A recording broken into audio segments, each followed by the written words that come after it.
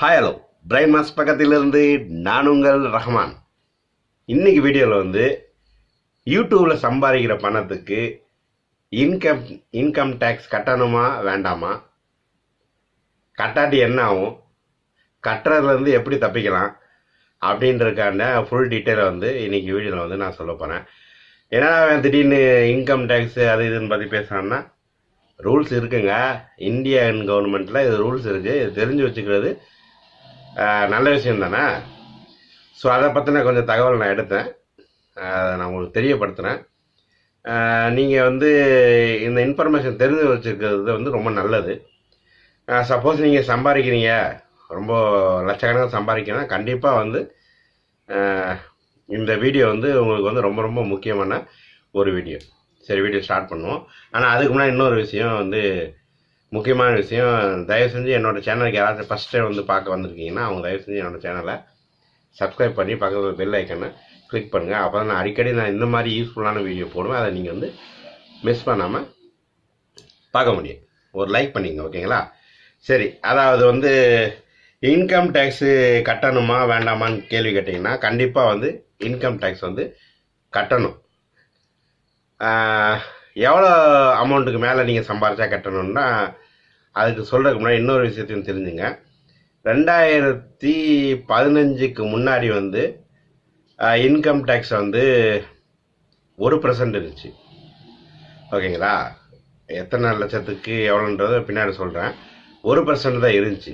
ஆனால் 2016 இந்த மணி சேஞ்ச் பண்ணாங்களா இல்லையா, பழைய நோட்டுகளை பந்த் பண்ணிட்டு புது நோட்டு ஓப்பன் பண்ணாங்களா இல்லையா, அந்த டயத்தில் இது ஆரம்பிச்சு அந்த கருப்பு பணத்தை ஒழிப்போன்றாங்க. கருப்பு பணத்தை ஒழிப்போன்னா என்னன்னு கேட்டிங்கன்னா, நீங்கள் சம்பாதிக்கிற பணத்துக்கு கவர்மெண்ட்டுக்கு டேக்ஸே கட்டாமல் மொத்தத்தையும் நீங்கள் அமுக்கிறது தான் கருப்பு பணம், ஓகேங்களா?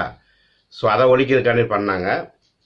அதுக்கப்புறம் இப்போ எவ்வளோ ஆயிருக்குன்னு கேட்டிங்கன்னா டேக்ஸு, அதாவது ஆன்லைனில் சம்பாதிக்கிறதுக்கு முன்னாடி 1% இருந்துச்சு, ஓகேங்களா? 15க்கு முன்னாடி. 16லேருந்து என்ன ஆச்சுன்னு கேட்டிங்கன்னா 2.5 லட்சத்துக்கு மேலே, 2.5 லட்சத்து வரைக்கும் நீங்கள் சம்பாதிக்கிறதுக்கு ஒன்றும் கிடையாது. 2.5 லட்சத்துக்கு மேலே நீங்கள் சம்பாதிச்சிங்கன்னா 5% கட்டணும், 5% கட்டணும், ஓகேங்களா? ஸோ 5 லட்சத்துக்கு மேலே போகும்போது, 5 தாண்டும் போது, 5 to 10க்குள்ளே நீங்கள் சம்பாதிக்கும் போது 10% கட்டணும். 10 to 20க்கு மேலே நீங்கள் சம்பாதிக்கும் போது 20% கட்டணும்.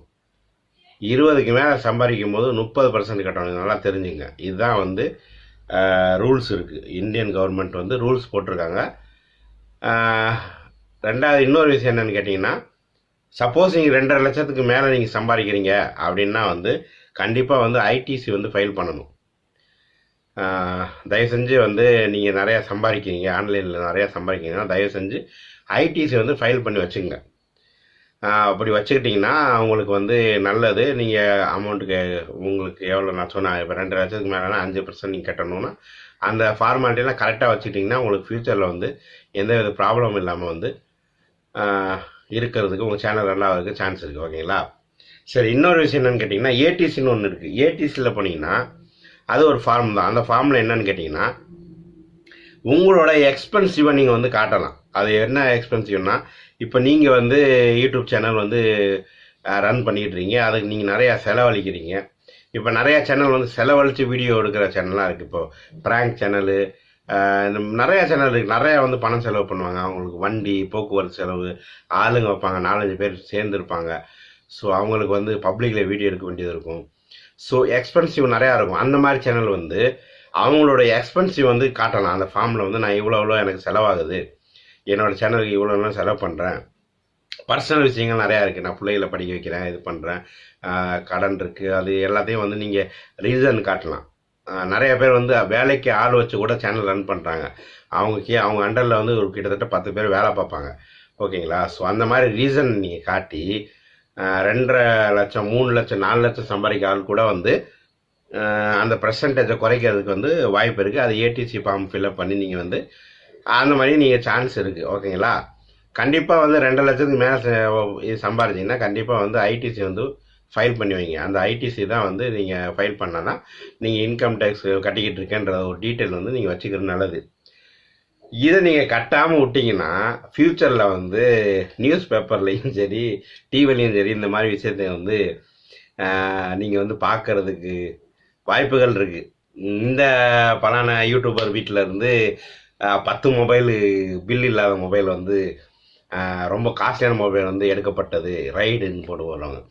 இந்த யூடியூபர் வீட்டிலேருந்து 20 லட்ச ரூபா பணம் வந்து கண்டெடுக்கப்பட்டது ரைடு போனாங்க அப்படின்னு இந்த யூடியூபர் வீட்டிலேருந்து வந்து பல லட்சக்கணக்கான சொத்து கணக்கில்லாத சொத்து மதிப்புன்னு ரைட்லாம் வர்றது பேப்பரில் வர்றதுக்கு வந்து பார்க்கக்கூடிய சான்ஸ் இருக்குது. ஸோ அதுக்காண்டி வேண்டாம், அந்த ரிஸ்க்லாம் எடுக்க வேண்டாம்.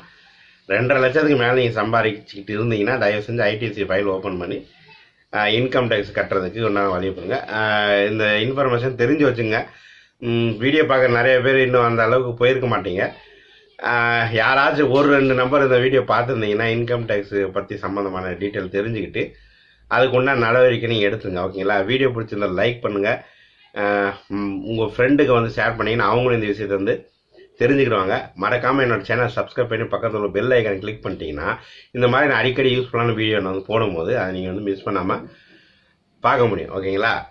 பிரைன் வாஷ் பக்கத்திலிருந்து நான் உங்கள் ரஹ்மான். பாய்.